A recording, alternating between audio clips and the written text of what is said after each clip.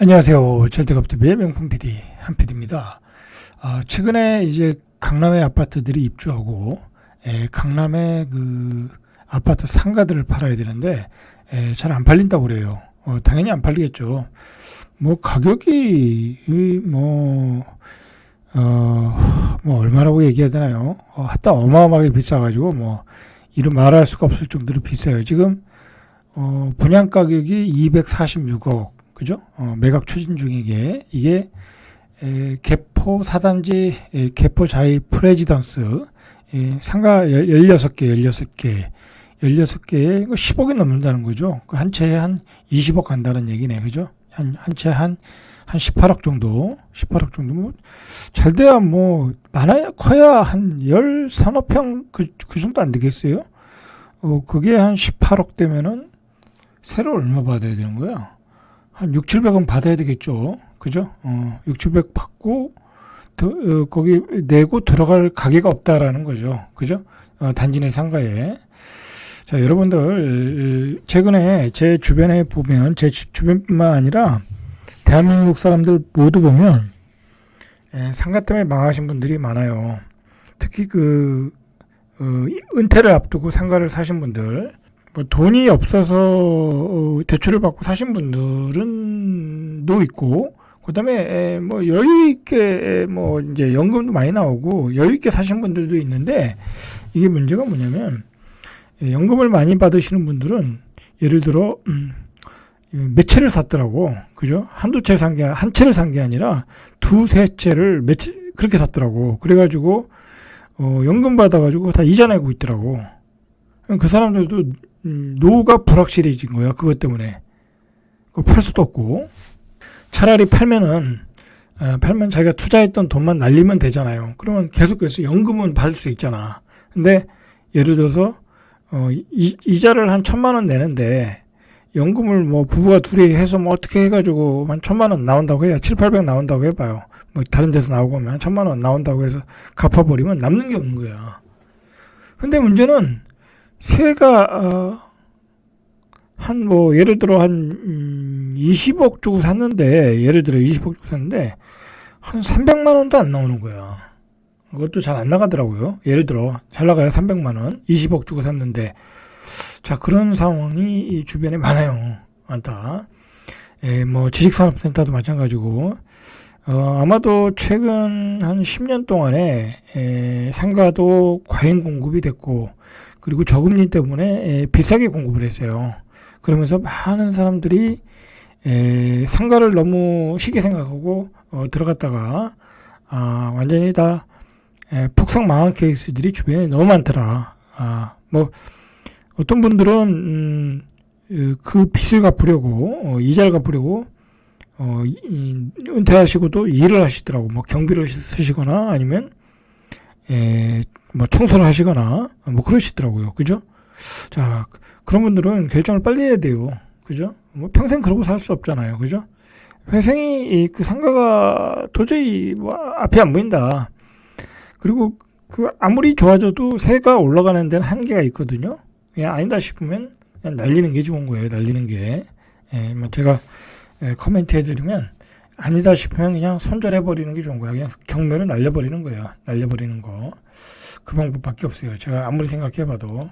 이 반포동의 레미안 원베일리도 지난 1월 기준으로 전체 162개 상가 중 20개 공시. 여러분, 이것도 말이 안 돼요. 그죠?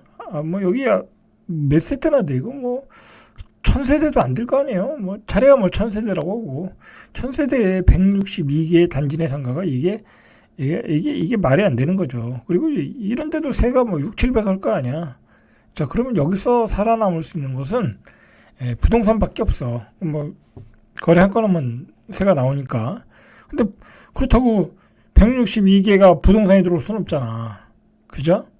그렇다는 거야. 자, 2018년 입주한 송파구 헬리오시티 역시 입주 5년이 지났지만 여전히 상가 미분양. 자, 다 이래요, 여러분들. 이 대한민국 그 부동산 중에서 거품이 제일 많이 낀 게 상가다. 여러분, 상가는 앞으로 쳐다보지도 말아라. 자, 그리고 이 상가가 왜 요즘 문제가 되냐면, 여러분들 가만히 보세요. 요즘 상가도 문제이지만 지금 서울에 있는 상권이 다 망하고 있더라고. 우리가 아는 종로 5가 상권, 그죠? 종로 3가인가요? 3가? 종각이 있는데, 예, 종로 3가 상권. 그 다음에 뭐 홍대 상권 망하고, 그죠? 그 다음에 또 어디가 뭐 건대 상권 망하고, 신촌 2대 상권 망하고, 다 망하고 있더라고. 우리가 알고 있던. 자, 그건 뭐예요? 이제 사람들이 이 거리에서 소비를 안 해. 온라인으로 소비를 하더라. 그죠? 그리고 사람들이 이제 가는 곳만 가는 거야. 이 맛집이 있는 콘텐츠죠. 그것도. 그런 데만 가더라고. 유명한데. 그런 데만 유행을 타면서 그런 데로 쏠렸다 또 빠지고 그러더라고. 이제 소비를 거리에서 안 한다. 그죠? 그리고 이제 재택근무가 조금 일상화되고 있다. 자, 그러다 보니까 상가 건물들이 이제 쇠락기에 들어갈 것 같다. 여러분들 그 판단하시고 너무 그쪽으로 재산을 늘려가거나 편중되게 가지고 있다고 하면 줄여나갈 필요가 있어요. 이제 세상이 변했어요. 그리고 인구가 줄어드는 시대잖아. 그죠? 인구가 줄어드는 시대예요. 서울 상가도 별 볼일 없어졌다니까. 서울에 있는 상가도 별 볼일 없어졌고. 그리고 예전과 달리 상가가 돈이 된다고 하니까 엄청나게 공급을 했다니까. 엄청나게. 그 상권이 형성되지 않는 그런 거리에도 스트리트 몰이라고 해서 어마어마하게 공급을 했다. 다 이제 그거로 돈 벌려고 이제 시험자들이 진 거죠. 여러분들 유의하시기 바랍니다. 그런 점에서 한번 제가 첫 번째 토픽으로 다뤄봤고요. 자, 두 번째 토픽이 뭐냐면 이 국회 교통위원회 소속 맹성규 더불어민주당 의원이 주택보증공사에서 제출받은 자료에 따르면 전세보증금 반환 보증이 대위 변제, 그러니까 이제 돈을 보증금을 돌려준 거예요, 세입자에게. 그러면 이제 대위 변제, 그 임대인에게 받아야 될 거 아니에요. 근데 받은 금액이 굉장히 적다. 그래가지고 손해본 금액이 그러니까 아직 받지 못한 금액이 지난해 말 기준으로 4조 2,500억 정도. 4조 2,500억 정도. 이제 주인한테 못 받으니까 어떻게 되겠어요? 경매를 통해서 받아야 되겠죠. 그럼 경매를 통해서 받으면 이 중에 한 2조 정도는 날아갈 수 있겠죠. 그러니까 대한민국 국민들의 세금이 그 투기꾼들, 그죠? 투기꾼들이 떼어먹은 돈으로 날린 거야. 자, 그런 그 대위 변제 채권 잔액이 21년 말에 6,638억이었고 2022년도에 1조 3,700억이었고 불과 2년 사이에 6.4배가 늘어났다는 거야. 뭐 이게 늘어나는 것은 우리가 매일 보는 사기꾼들, 전세 사기꾼들 통해서 알 수 있죠. 그죠? 자, 그 사람들이 이 돈을 다 갖고 도망간 거야. 다 어디다 숨겨놨겠죠. 그죠? 자, 문제는 뭐냐면, 이 전세보증금 반환 제도 때문에 전세 사기 사건이 일어났다라는 게 문제인 거예요. 거기에 문제가 있는 거야. 그걸 믿고 세입자들이 들어갔고, 그걸 이용해서 전세 사기꾼들이 수십 채, 수백 채씩 사가지고 돈을 띵겨 먹었다라는 거죠. 자, 일단 이런 돈은 2, 3년에 걸쳐 집주인들을 상대로 구상권 청구와 경매를 통해 회수하는 거죠. 그죠? 자, 이런 채권 잔액이 많은 데가 서울이죠. 서울 수도권 94%. 주로 이제 뭐 여기서 많이 사기가 일어났다는 거죠. 서울이 1조 5천억 정도, 경기도가 1조 3,128억 정도. 인천도 많네요. 인천도 1조 1,843억. 그러니까 이런 자금들이 다 들어가서 집값을 올린 거야. 결국은 투기꾼들이 갭 투자를 했다는 건 뭐예요? 수십 채, 수백 채를 샀다는 건 뭐예요? 그들이 집값을 올렸다는 거지. 그죠? 자, 서울에서 가장 많이 이제 발생한 곳이 강서구죠. 채권 잔액이 5,237억. 여기가 34%야. 강서구는 경매에 들어간 지도를 보면 거의 빨개, 화곡동은. 정말 어떻게 이런 일이 벌어졌나 모르겠어요. 양천구가 1,594억. 구로구가 1,555억. 그러니까 이게 갭이 적은 지역들이야, 전부 다 보면. 그죠? 강남은 그래도 갭이 있었거든. 그러니까 사기꾼들이 거기서 갭 투자가 안 됐던 거야. 자, 경기도 부천시도 많아요. 4,600억, 4,675억. 인천의 부평구가 3,319억, 미추홀구가 2,894억, 서구가 2,322억. 자, 이렇게 많은 그 변제 잔액들이 남아있다. 결국은 국민의 세금이다. 이게 다. 자, 문제는 이 채권 잔액에 비해 회수율이 떨어진다는 거죠. 회수율이. 자, 2019년에 58%였던 회수율이 2019년에 58%, 2020년에 50% 떨어졌죠. 8%가 21년에 42%. 이 집값이 떨어져서 그래요. 그죠? 22년에 24%. 그러면 23년에는 한 10몇 프로 되겠죠? 그렇죠. 지난해 7월 기준으로 15%까지 채권 회수율이 떨어졌다라는 거죠. 자, 이렇게 되니까 주택보증공사가 재정 건전성이 나빠지고 다시 세금을 투입해야 되겠죠.